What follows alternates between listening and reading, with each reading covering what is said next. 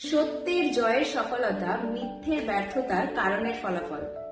কারণ মিথ্যে যেই কারণগুলোর জন্য ব্যর্থ হয়, সত্য সেই কারণগুলোর জন্যই কিন্তু জয়ী হয়ে ওঠে।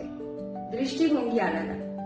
সত্য সর্বদা প্রথম থেকে শেষ অবধি একই রকম ভাবে থাকে, যেমন আকাশ, পৃথিবী, সূর্য, চন্দ্র, জল, আয়না।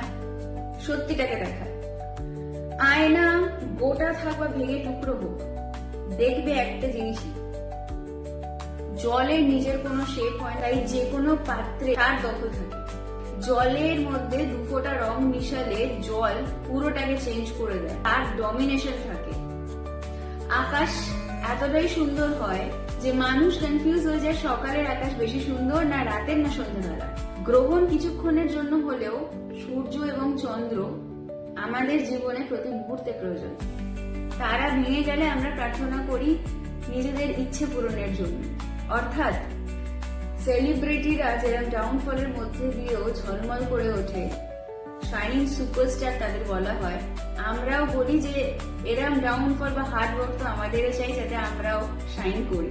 তাদেরকে অর্থাৎ সফল ব্যক্তির কারুকে প্রয়োজন হয় না।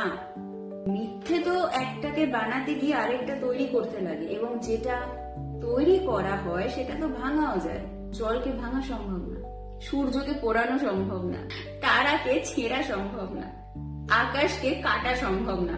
তাই সত্যের কখনো পরাজয় হয় না। ঠিক আমরা যখন রুটের সাথে জড়িয়ে থাকি, অর্থাৎ ABCD যদি আমরা ভালো করে জানি এবং বানান শিখে নিই, কেউ পরবর্তীকালে গিয়ে এরোপ্লেন বলুক, অ্যারোগেন্ট বলুক বা আমন্ড বলুক, আমরা জানি এই দিয়েই বলছে। তাই যেরকম অঙ্ক, ইংরেজি, বাংলা, ইতিহাস, ভূগোল, জীববিজ্ঞান, ভৌতবিজ্ঞান, রসায়নবিদ্যা বিভিন্ন মাধ্যম দিয়ে আমাদেরকে শেখানো হয় যে সমস্ত কিছু প্রয়োজন আমাদের জীবনে, যাতে পরবর্তীকালে গিয়ে আমরা সঠিক একটা নিজেদের অনুযায়ী বিষয় বেছে নিই। সেরকম ভাবে ভগবান আমাদেরকে বিভিন্ন পরিস্থিতি ও মানুষের মাধ্যমে এটাই শেখান, কনসেন্ট্রেট একটার উপরেই থাকবে সফলতা। পরিস্থিতি যাই হোক, নিজেকে বা পরিস্থিতিকে চেঞ্জ না করে, সেটাকে অ্যাকসেপ্ট করে, শুধুমাত্র শেপ শিফটিং আর অ্যাডাপ্টেবিলিটির সাথে নিজের দখল জমানোটাই হচ্ছে সফলতা, অর্থাৎ সত্য। তাই সত্য সফল এবং মিথ্যা অসফল। I believe this video was really informative and insightful for you. Thank you so much for watching this video.